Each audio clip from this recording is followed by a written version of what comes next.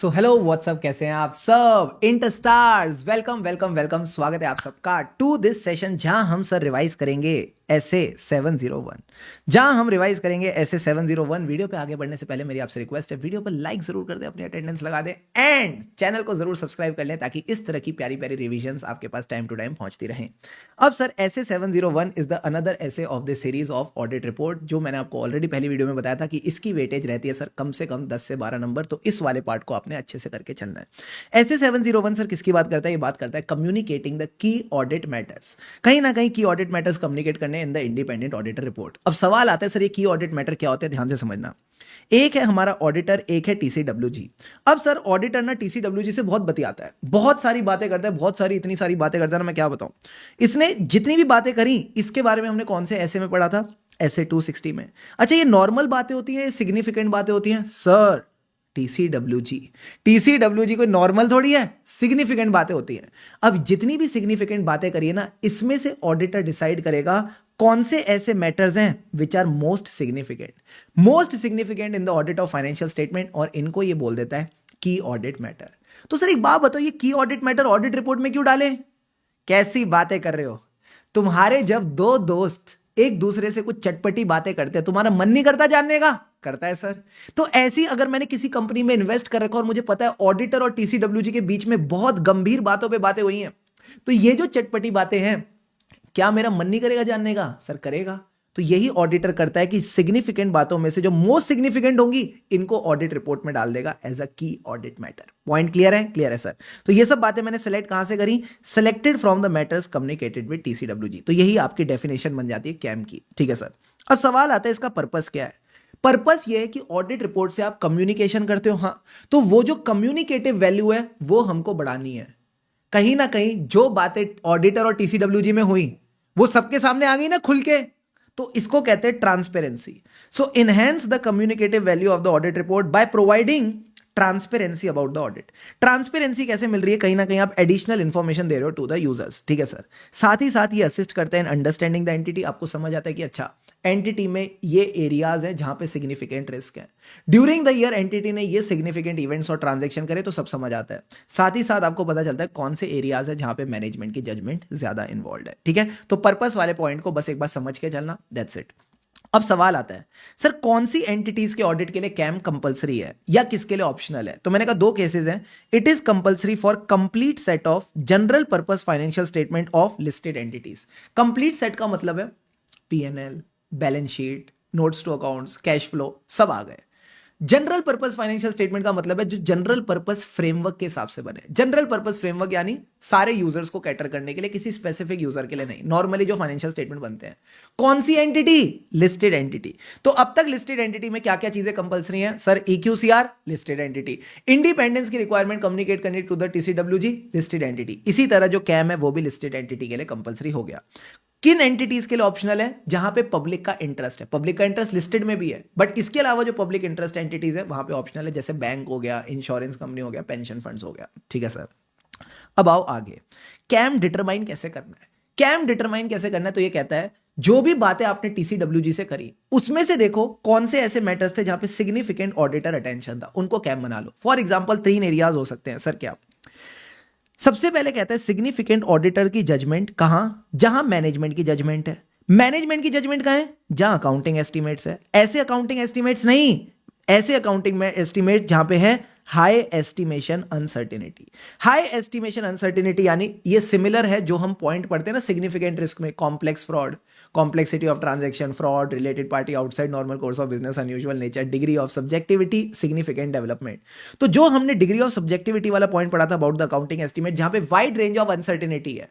For example entity पे जो penalty है वो 5,000 रुपए से 5 करोड़ रुपए तक लग सकती है। तो अगर इतनी वाइड रेंज ऑफ अनसर्टिनिटी है, मैनेजमेंट गलत हो सकता है। तो जहां भी आपको लगता है हाई एस्टिमेशन अनसर्टेनिटी है, ऐसे अकाउंटिंग एस्टिमेट्स को आप कैम बना सकते हो। ठीक है सर। दूसरा कहता है high risk of material misstatement या सिग्निफिकेंट रिस्क। तो अगर आपको लगता है कि भाई कोई ट्रांजैक्शन ऐसी है जो बहुत कॉम्प्लेक्सिटी वाली है, उसको कैम में डिस्क्लोज करो। अगर आपको लगता है आपको कोई फ्रॉड मिला है जिसको लेके आपने मैनेजमेंट से बहुत डिस्कशन करी, कैम में डिस्क्लोज करो। तो जितने भी सिग्निफिकेंट रिस्क वाले पॉइंट्स है जहां भी आपको लगता है इंपॉर्टेंट है, आप कैम में डिस्क्लोज कर सकते हो।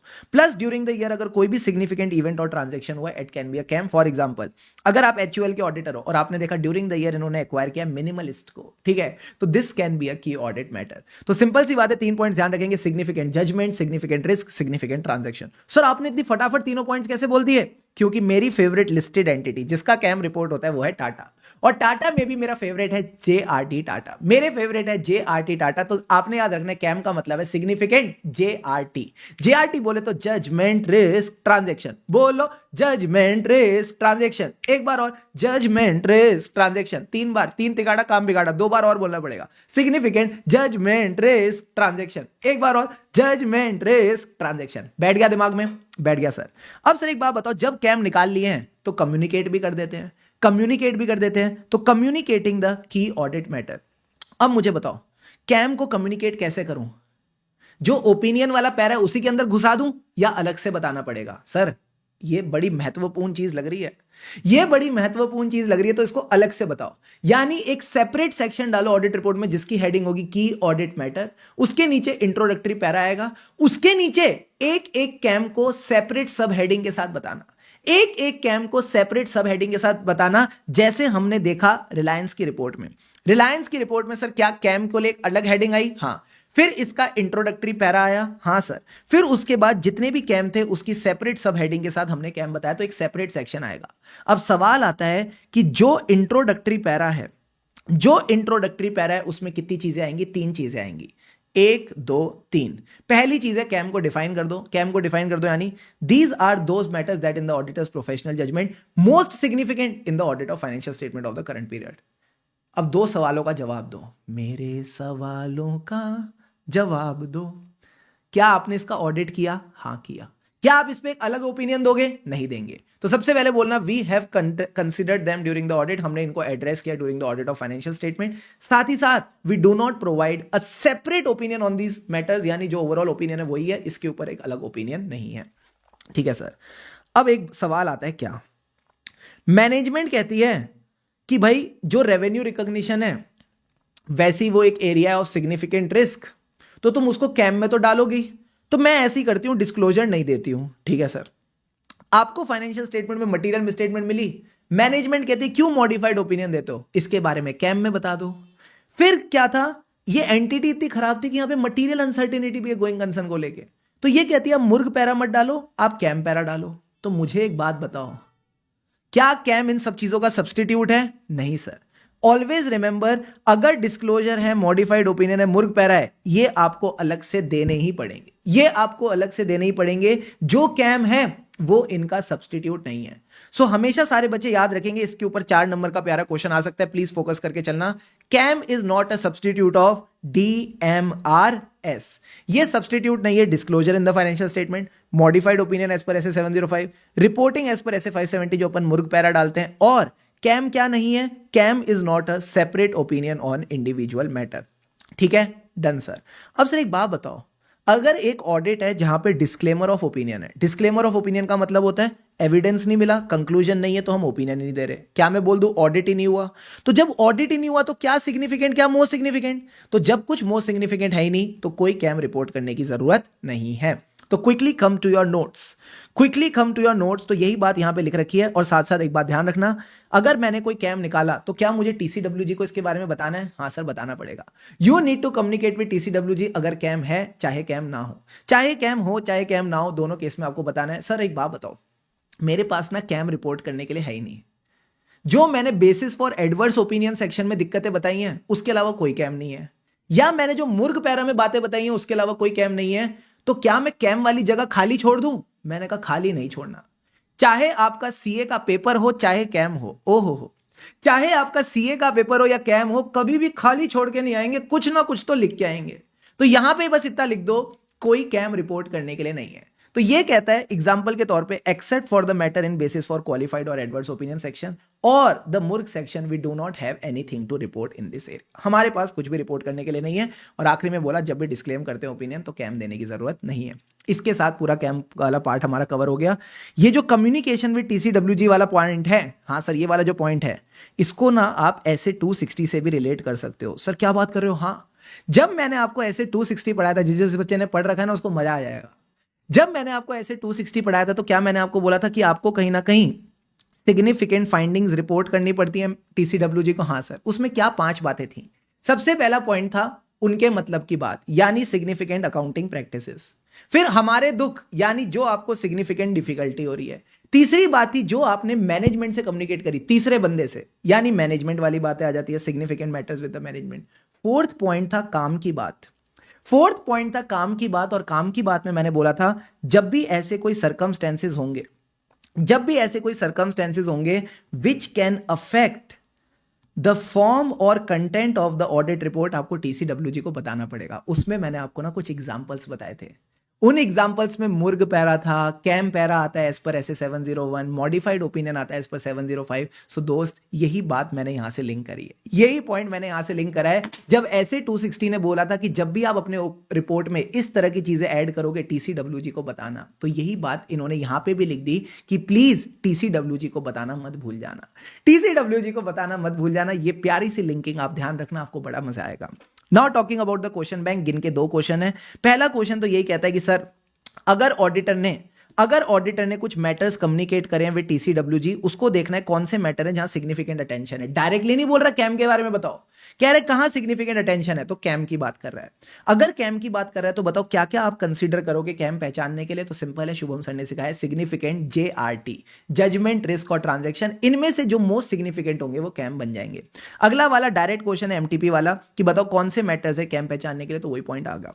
And last question of this part is कि जो कैम आप कम्युनिकेट करते हो it is not a substitute और ऑल्टरनेट ऑफ सम आइटम्स। कौन से आइटम्स थे? DMRS। दिल्ली वाले जानते हैं DMRC, Delhi metro rail corporation, आज से ही हो गया DMRS। DMRS का मतलब है disclosure in the financial statement. Modified opinion as per SA 705। R का मतलब था रिपोर्टिंग एज पर SA 570, जो मुर्ग पैरा डालते हो। Material uncertainty related to events और condition that may cast a significant doubt on entities ability to continue as a going concern. Yo Shubham sir. And आखिरी में separate opinion on individual matter. बोलो clear है सारे points? Clear है sir. तो जो चीज रिवाइज करने में लगभग आपको 10-12 मिनट लग गए, क्या उसमें आपको एक स्पेशल गिफ्ट चाहिए? हाँ सर हम समझ गए, क्या स्पेशल गिफ्ट लेके आए हो? तो आओ मेरे साथ हाफ पेज में पूरा का पूरा कैम आपको रिवाइज कराते हैं, मजा आ जाएगा। सबसे पहले सर हमारे कैम की डेफिनेशन आती है। डेफिनेशन मतलब सारे बच्चे बोर्ड पे फोकस करना, 2 से 3 मिनट में पूरा रिवाइज हो जाएगा ऐसे। ये है वो मैटर जो ऑडिटर की प्रोफेशनल जजमेंट में मोस्ट सिग्निफिकेंट है इन the audit of financial statement. कहां से आते हैं ये लोग? From the matters communicated with TCWG। ठीक है सर। पर्पस क्या है? कम्युनिकेटिव वैल्यू को बढ़ाना है ट्रांसपेरेंसी के थ्रू। अब ट्रांसपेरेंसी कब होगी? जब आप एडिशनल इंफॉर्मेशन दोगे कैम को लेके। कैम मतलब कैम को डिफाइन कर देना। अब सर इससे क्या होगा? लोगों को 2 फायदे होंगे, understand the entity and know the areas of management judgement.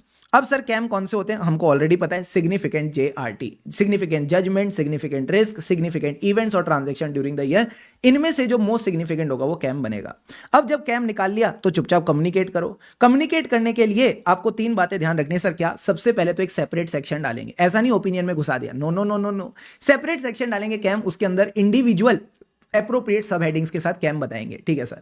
सबसे पहले आप कैम को डिफाइन करोगे। डेफिनेशन का मतलब है these are those matters that in the auditor's professional judgement most significant in the audit of financial statement. फिर आप बताओ क्या आपने इनका ऑडिट किया? हाँ, they were address during the audit. क्या आप इसमें सेपरेट ओपिनियन देते हो? No, no separate opinion. अब सर छोटे छोटे पॉइंट्स और ध्यान रखना। Is it a substitute of DMRS? No, it is not a substitute of disclosure, modified opinion, reporting as per SA 570 and separate opinion on individual matter. क्या TCWG को बताना है? हाँ, चाहे कैम हो या कैम ना हो आपको बताना है। और लास्ट में हमने एक छोटा सा स्पेशल केस डिस्कस किया था। अगर डिस्क्लेमर ऑफ ओपिनियन है तो कैम देने की जरूरत नहीं। यहां आपका पूरा का पूरा ऐसे डन। ठीक है। अगर मजा आया तो do like the video and stay subscribe to the channel for more such videos. मिलते हैं आपसे नेक्स्ट सेशन में, तब तक के लिए हम है राही ऑडिट के, फिर मिलेंगे चलते चलते। Thank you so much everyone, see you all in the next one.